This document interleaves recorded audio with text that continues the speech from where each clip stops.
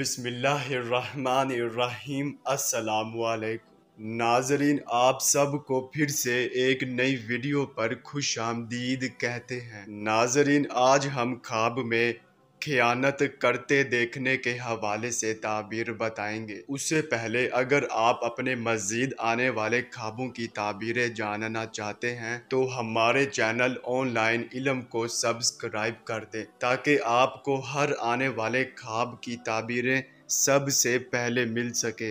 चलिए अब चलते हैं ख्वाब की तरफ। नाजरीन, अगर ख्वाब में खयानत करते देखा है तो इस ख्वाब की ये ताबीर होगी कि बीमारी से नजात होगी, और अगर औरत ये ख्वाब देखे तो बेटी की पैदाइश होगी। नाजरीन, ये थी ख्वाब में खयानत करते देखने की ताबीर। चलिए अब चलते हैं, इंशाल्लाह फिर मुलाकात होगी। तब तक के लिए अल्लाह हाफिज़।